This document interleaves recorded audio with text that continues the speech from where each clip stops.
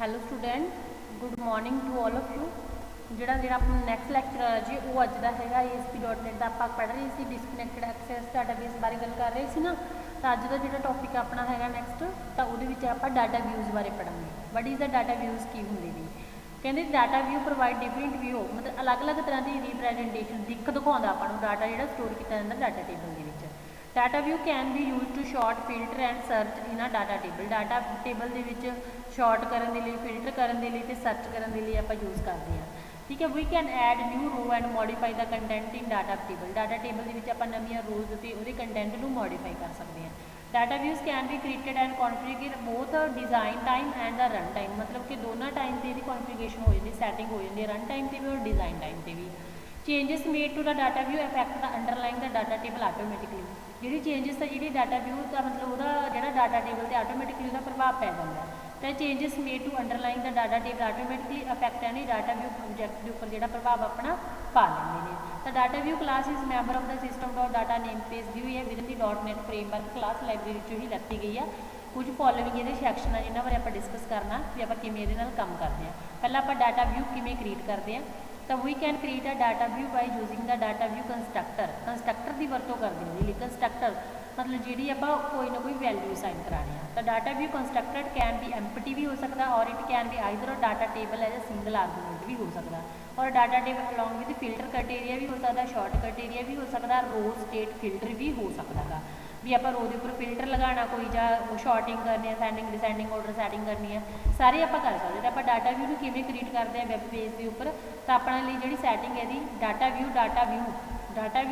लिख के equal to new data view information आप एड करना वह कहते सैमीकोलन के नाल। तो रिस्पॉन्स डॉट राइट मतलब अपना टाइम की होगा वर्क इतने शो की करूँगा अपन रिस्पॉन्स डॉट राइट की प्रॉपर्टी यूज़ करा आप जिद प्री दा टैग लगा के आप स्टूडेंट आईडी की करनी है कि बोल्ड करनी है ब्रेक पा के पावे student ID student name and course उन्होंने की किया आप बोल्ड किया गया। ठीक है जी। तो फॉर ईच हर एक के लिए भी ये फॉर ईच का एक मतलब कि लूप लगती है अपनी फॉर के लिए। ठीक है ना डाटा जी row view in the data view show हो जाए तो पहला रिस्पॉन्स डॉट राइट फ्री आप व्यू करनी स्टूडेंट की आईडी भी स्ट्रिंग टाइप है।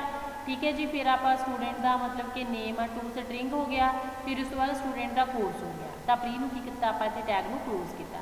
तो फॉर ईच इज की एक लूप कंस्ट्रक्टर है की है जी एक लूप कंस्ट्रक्टर है ये यूज एन एरे और collection and return each statement in order के अकॉर्डिंग आप मतलब की करते हर एक स्टेटमेंट के रिटर्न करवाने।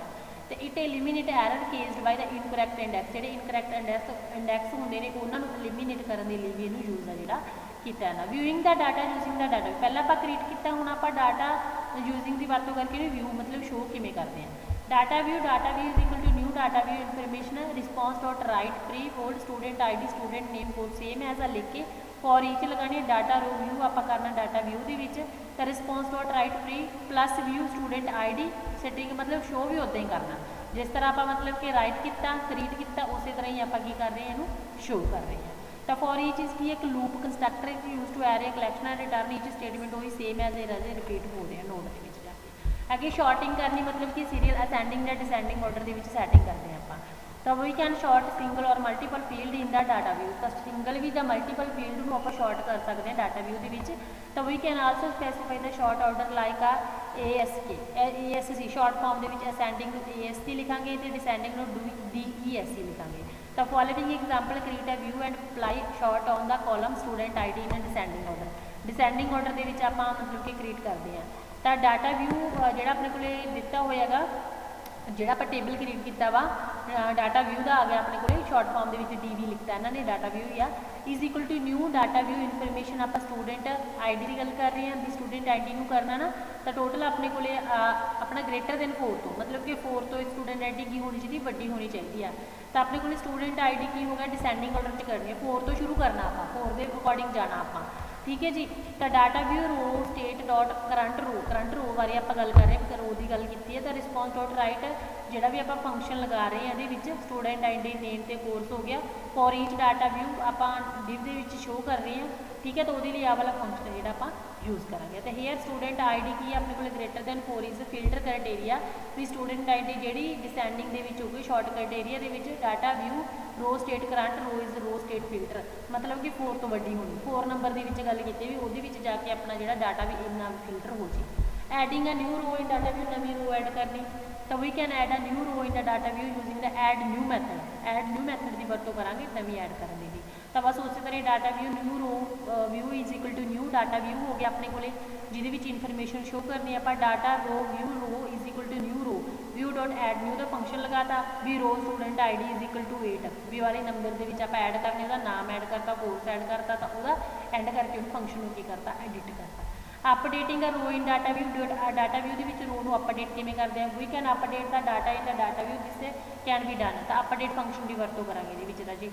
तो न्यू रो व्यू 8 स्टूडेंट का नेम इज इक्वल टू आप मनप्रीत लिखना, तो आप मनप्रीत इदा फाइंड आउट करना। तो डिलीटिंग अ रो डिलीट करने के लिए आप new row view is equal to table dot rows 8 dot delete का फंक्शन लगाएंगे। तो creating a new data table from the data view, नवा डाटा टेबल क्रिएट करना। As we discuss earlier changes made to data view affect the underlying the data table, ਜਿਹੜੀਆਂ changes है data view के पावे वही अपने डाटा टेबल के उपर भी प्रभाव पाएगी। तो आटोमैटिकली कहते चेंजिस मेड टू भी underlying the data table automatically effect any data view object, तो ਜਿਹੜੀਆਂ आप डाटा टेबल के चेंजिस करते वो अपने डाटा व्यू के उपर अफेक्ट पाएगी। तो we can create a new data table from the data view के नवा टेबल आप क्रिएट कर सकते हैं। तो we can use the to table method की वरतों करांगे, जिहदे सारे कॉपी जिन्ने भी कॉलम होंगे वो सारे कॉपी होकर मतलब कि नवे एक डाटा टेबल के चले जाएंगे।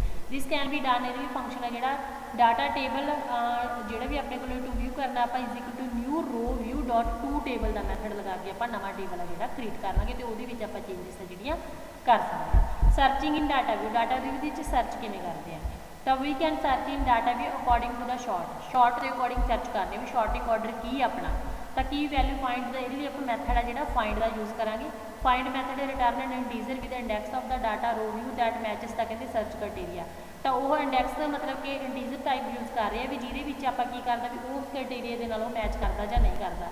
तो if more than one row match का सर्च क्राइटेरिया जो एक तो ज़्यादा रो मैच होंगे ने सर्च क्राइटेरिया के नाल, तो only the index of the first matching data row is returned, तो मतलब कि पहले का ही वापस होगा। तो if no matches are found, जो कोई मैच नहीं फाउंड होंगी तो find the return -1 this can be done as follows.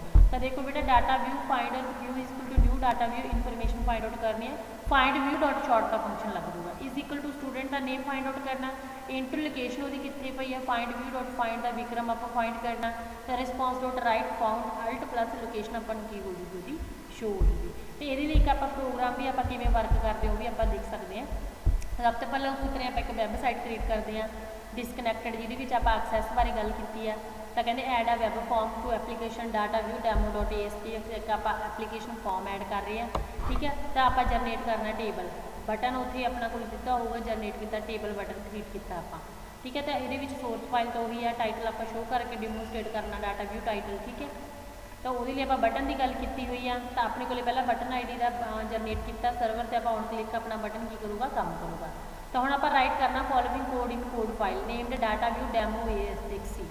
तो पहला सब तो पहला भी आप जो आप डायनामिकली जनरेट किया टेबल आ पहला डाटा टेबल टीचर का आप क्रिएट किया होया, ठीक है। वो जो फिर क्रिएट करेंगे कॉलम क्रिएट करने के लिए राजू उसी तरह डाटा कॉलम टीचर ID होगी, new data column teacher ID होगी, टाइप की इंटीजर टाइप है, इस तरह वह नेम किया फिर वह डेजिग्नेशन किया, फिर वो आप कॉलम ऐड किए हैं, कॉलम ऐड करने तो बाद आप उन्होंने सारे वैल्यूज असाइन करवाइया ने, ठीक है। टेबल क्रिएट हो गया, data view is equal to new data view मतलब नवा डाटा आप व्यू करना, डाटे शो करना, तो शो कर रो व्यू इन हर एक रो शो हो रिस्पॉन्स डॉट मतलब कि सारा डाटा अपन शो होगा जाके, जो आप शो करा तो उन्होंने डिबग करके देखा फंक्शन जनरेट किया टेबल, तो ठीक है। अपने को की अपने को वाला डाटा जो शो हो जाएगा, टीचर ID टीचर का नेम वो इस तरह आप इन्हू शो आ कर सकते।